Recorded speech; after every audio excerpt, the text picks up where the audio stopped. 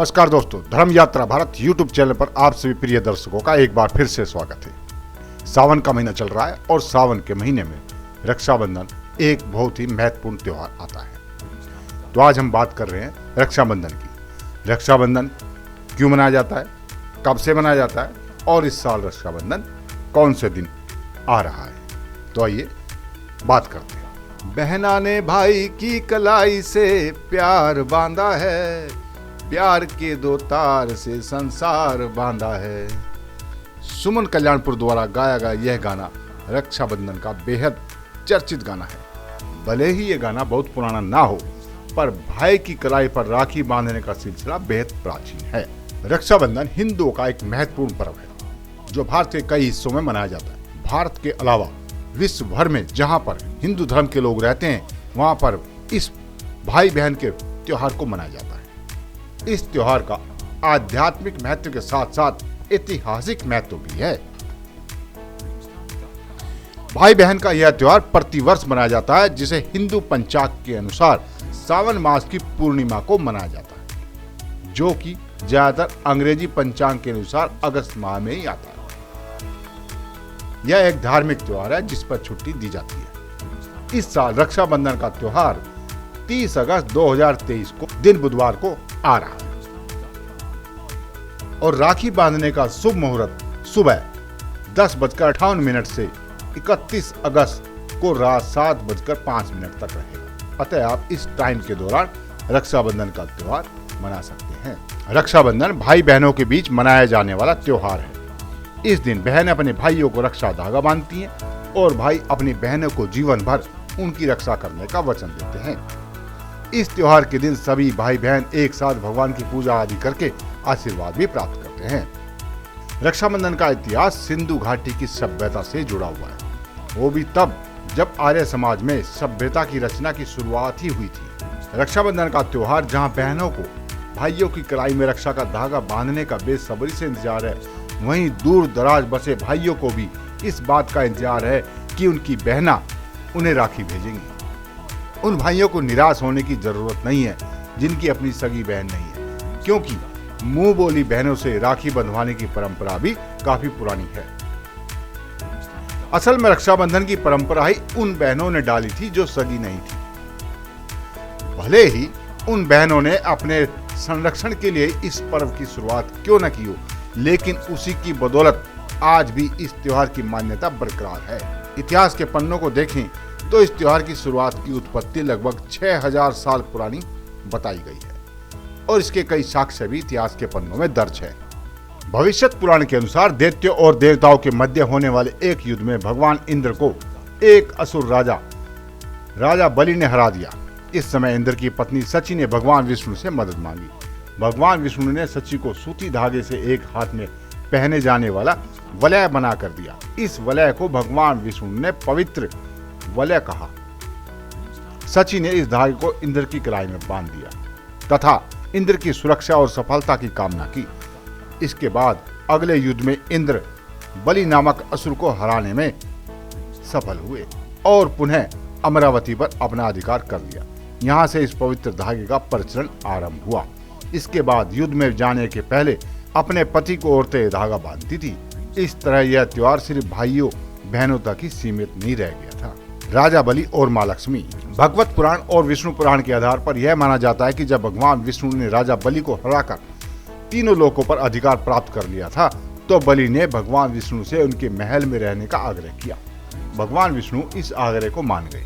हालांकि भगवान विष्णु की पत्नी लक्ष्मी को भगवान विष्णु और बलि की मित्रता अच्छी नहीं लग रही थी, अतः उन्होंने भगवान विष्णु के साथ बैकुंठ जाने का निश्चय किया। इसके बाद माँ लक्ष्मी ने बलि को रक्षा धागा बांधकर भाई बना लिया। इस पर बलि ने लक्ष्मी से मनचाहा उपहार मांगने के लिए कहा। तब माँ लक्ष्मी ने राजा बलि से कहा कि वह भगवान विष्णु को इस वचन से मुक्त करे कि भगवान विष्णु उसके महल में रहेंगे।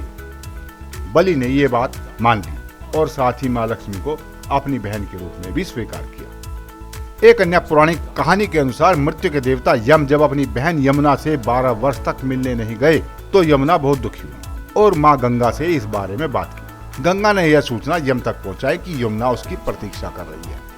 इस पर यम यमुना से मिलने आए। यम को देखकर यमुना बहुत खुश हुई और उनके लिए विभिन्न प्रकार के व्यंजन बनाए। यम को इससे बेहद खुशी हुई और उन्होंने यमुना से कहा कि वे मनचाहा वरदान मांग सकती हैं। इस पर यमुना ने उनसे ये वरदान मांगा कि यम जल्द ही पुनः अपनी बहन के पास आए। यम अपनी बहन के प्रेम और स्नेह से गदगद हो गए और यमुना को अमरत्व का वरदान दिया।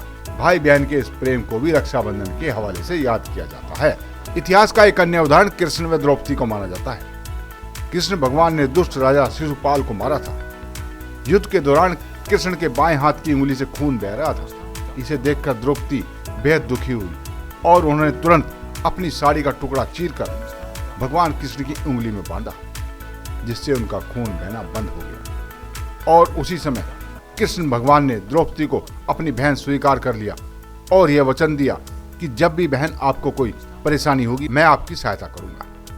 और वर्षों बाद जब पांडव द्रौपदी को जुए में हार गए थे और भरी सभा में द्रौपदी का चीर हरण हो रहा था, तब द्रौपदी ने भगवान श्री कृष्ण को याद किया और कृष्ण भगवान ने द्रौपदी की लाज बचाई थी।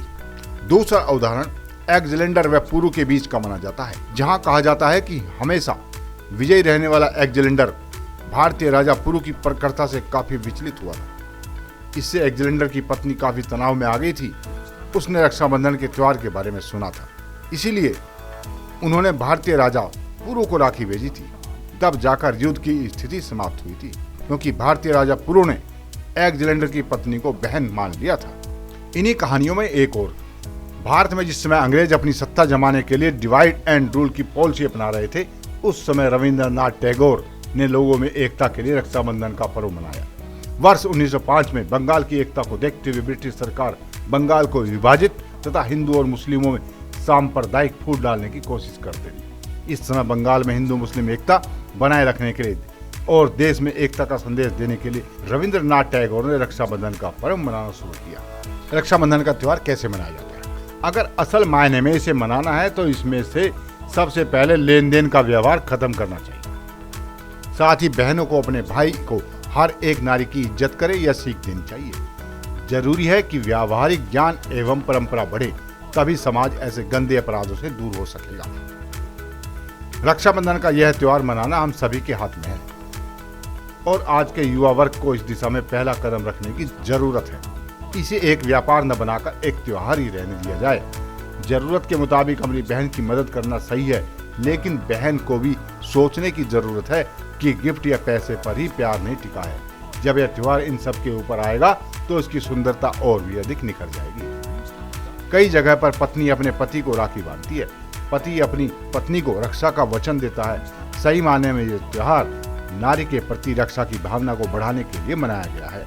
समाज में नारी की स्थिति बहुत गंभीर है, क्योंकि यह त्योहार अपने मूल अस्तित्व से दूर होता जा रहा है। जरूरत है इस त्योहार के सही मायने को समझे एवं अपने आसपास के सभी लोगों को समझाएं। अपने बच्चों को इस लेन देन से हटकर इस त्योहार की परंपरा समझाएं, तभी आगे जाकर यह त्योहार अपने ऐतिहासिक मूल को प्राप्त कर सकेगा। त्योहारों के इस देश में रक्षाबंधन भाई बहन के प्रेम का त्योहार है, जो सदियों से मनाया जा रहा है। रक्षाबंधन श्रावण मास की पूर्णिमा को आता है, जिसमें बहन अपने भाई को राखी बांधती है और भाई उसकी रक्षा का वचन देता है और बहन भाई की लंबी उम्र की कामना करती है। प्रेम और सौहार्द का रिश्ता इस पवित्र बंधन को और भी मजबूत बनाता है।